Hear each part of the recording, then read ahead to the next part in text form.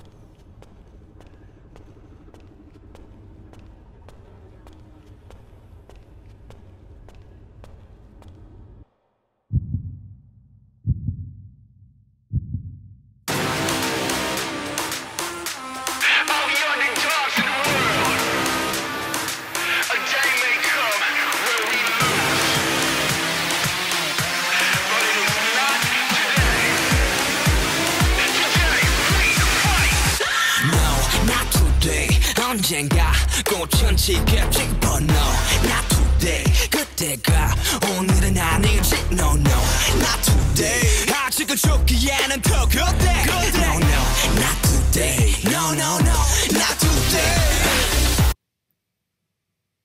Let's talk about what we just viewed together.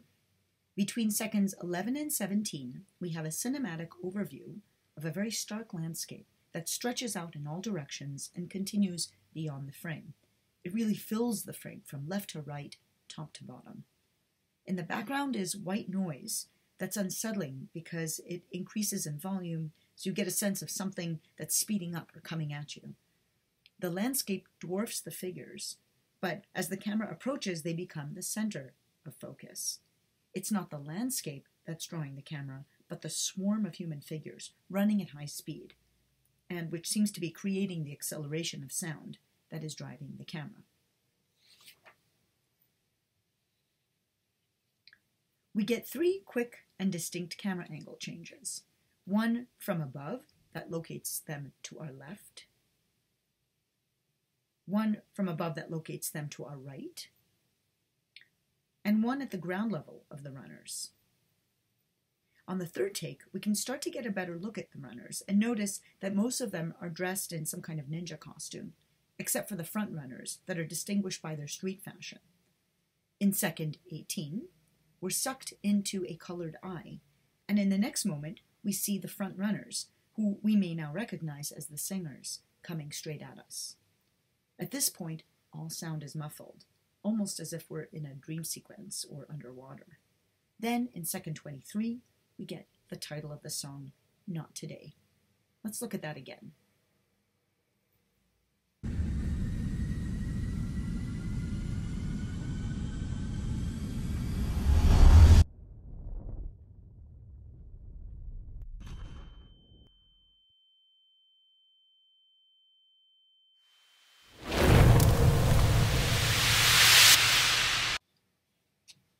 Now, all this goes by very quickly, but the setup is part of the story that this video is trying to tell.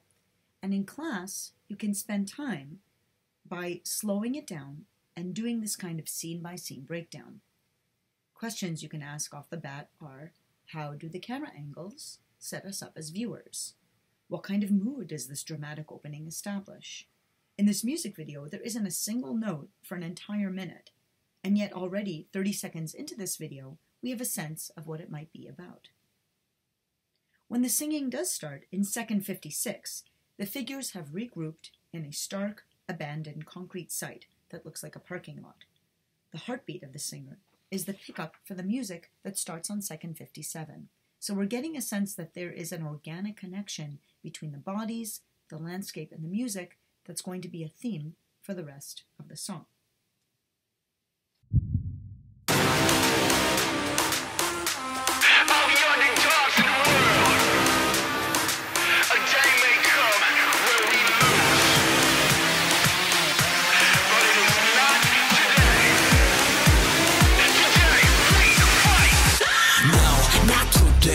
언젠가 꽃은 지겠지 but no not today 그때가 오늘은 아니지 no no not today 아직은 죽기에는 더 그때 no no not today no no no not today. So we have 30 seconds of singing and dancing, which correspond to the first stanza of lyrics. This gives us more text that we can use to try and make sense of the meaning and significance of the music video. To return to these concepts, by meaning, I mean to say that I want to understand what is there on the screen, what the text means. By significance, I mean to try and understand how I might view this work as a whole in terms of the genre of K-pop, youth culture, masculinity, or even demonstration and protest culture. From a brief glance at these two stanzas, we may notice a few things. First, most of the song is in English. All the underdogs in the world, a day may come when we lose, but it is not today. Today we fight. No, not today. Then we get Korean. The flowers are bound to wilt someday. But no, not today. Korean, today is not the day. No, no, not today. Korean, it is not yet for dying. Too good day, notice the grammar. No, no, not today. A look at this text begs the question, why so much English? Isn't K-pop supposed to be Korean? How is this text creating connections with a broader genre and with its fans by using English? There's a lot of very interesting research on what we call code switching, going back and forth between Korean and English, in popular culture that can be called upon. Then juxtapose these lyrics about fighting, about not giving up, with the stylistic features of this video. The sculpted faces and makeup, the dyed hair, the colored lenses, the fashion, sneakers, pants, jackets, and the dancing.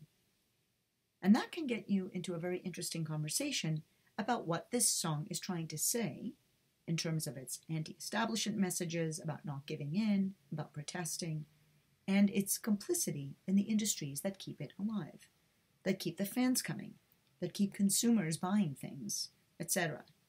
Not to mention the music style that can be analyzed for its references to hip-hop and other countercultures. We've only watched 1 minute and 30 seconds of this roughly 4.5-minute video, and already we can delve into complex questions that arise from the text. My point is to demonstrate that K-pop is certainly not something to dismiss, but it's also not something that we want to just let it pass by and view it passively.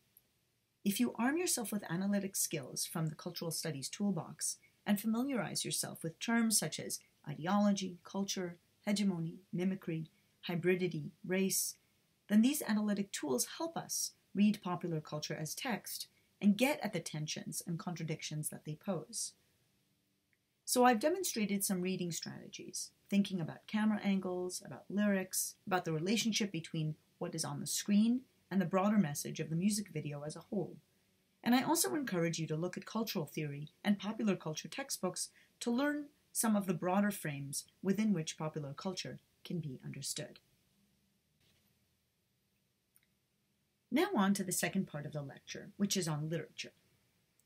Now you may find yourself cringing and thinking, how can you connect popular culture, which is lowbrow, requires a very low bar of entry, is commercial, for profit, not a product of individual genius, but very much part of the corporate industry, with something like literature?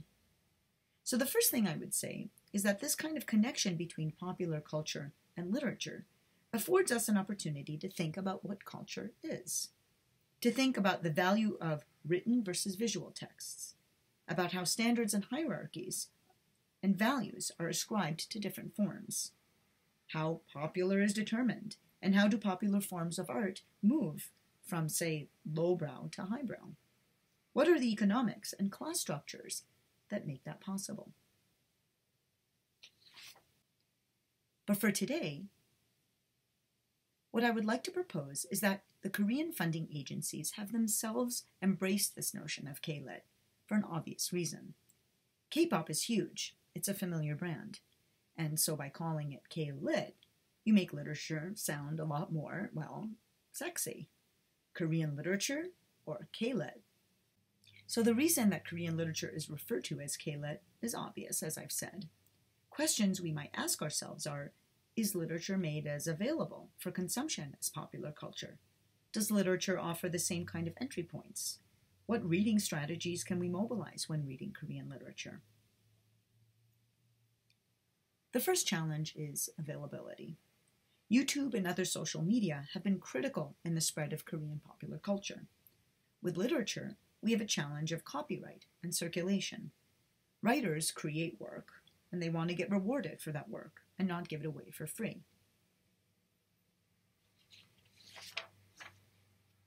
The second challenge is the point of entry. I would say, well, in comparison with popular culture, Korean literature has a higher bar of entry. First, it is text-based, and reading is labor-intensive. You need to sit and read the words on the page, and it requires a kind of cognitive focus and time investment that is greater than what is involved with popular culture. Literature is not advertisement. It's not made to be understood quickly by a maximum number of people. It's not made of cliches or sound bites, but it's a complex weaving of language and expression that requires a lot of time and work to decipher. That's what makes it rewarding. The other obvious point is that it's written in Korean. So unless you have a translation or you're a fluent reader of Korean, you can't access it. Unlike K-pop, that even if you don't know Korean, there's enough going on that you can enjoy and appreciate.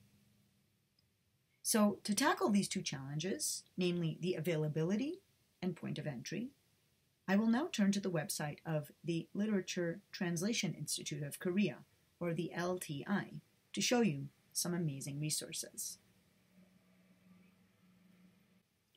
Here is the landing page of the LTI, and you can see what kind of rich tool it is for those interested in Korean literature. When you have time, check out the Program tab to learn about the ways that the LTI supports translation, publication, and international exchanges. But for those interested in literature, 3 pages in particular will be of interest: the Digital Library of Korean Literature, the Korean Literature Now magazine, and the ebook page. Click on the link to translated books, for example, and then tick on English, and you'll find access to information about 1,394 books that have been translated, along with information about the author, any PR about the publication, reviews, international events, and more. If you click on The Whole, for example, a recently published novel by Pyonhae Young and translated by Sora Kim Russell, you can watch video interviews with her and read book reviews. Another great resource is the Korean Literature Now magazine, which is a glossy magazine put out several times a year with a high production value, and that includes a sample translation in each issue, interviews with authors, and reviews of new books from different genres, including thrillers, detective novels, and children's literature. Let's take a moment to think about what literature, in this case poetry, can offer us in terms of a perspective on Korea that might be different from what popular culture has to offer. I will use the example of perhaps Korea's most famous poem, Azaleas, or Chindalekgod, to demonstrate what access literature gives us to a perspective on Korea and to share some reading strategies. I talked earlier about meaning and significance as 2 different interpretive goals. By meaning, we want to first understand what is on the page. The first step is to read the poem carefully, out loud. Luckily for us, Brother Anthony, a prolific translator of Korean poetry and fiction, has an amazing website, which is on this slide, with hundreds of pages of translation, and his interpretations and essays about these translations. His views on the poem Azaleas are particularly fun because he gives a range of translations for the same poem, showing both how difficult the translator's choices can be, there's so many options to choose from, and also how translation is interpretation. The choice you make as a translator shapes the kind of poem it's going to be. Let's read the poem together. Azaleas by Kim So-wol. When seeing me sickens you, and you walk out, I'll send you off without a word, no fuss. Youngbyeon's Mount Yaksan's azaleas, by the armful I'll scatter in your path. With parting steps on those strewn flowers, treading lightly, go on, leave. When seeing me sickens you, and you walk out, why, I'd rather die than weep one tear. So the meaning is always a good place to start. Ask, who is speaking? What is the situation? What kind of pronouncements are being made? What is the setting, and where does the poem locate us geographically and temporally? What are the emotions embedded in this poem? What kind of diction is being used? Is this colloquial, elevated language? Can you empathize with the narrator?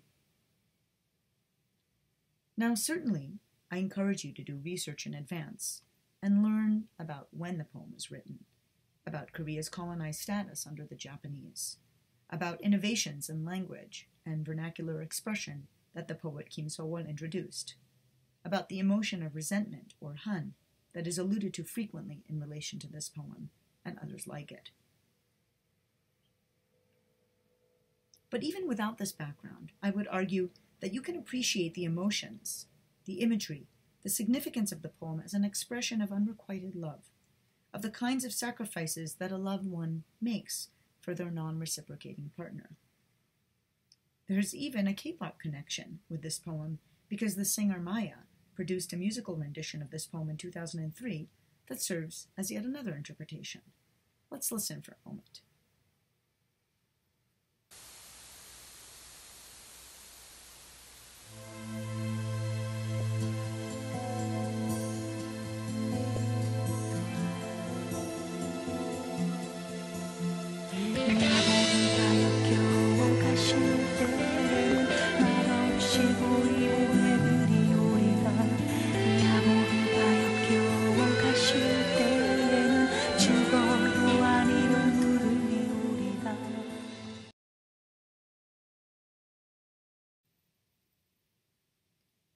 I said something about strategies to avoid, and this is important when dealing with literature and even popular culture.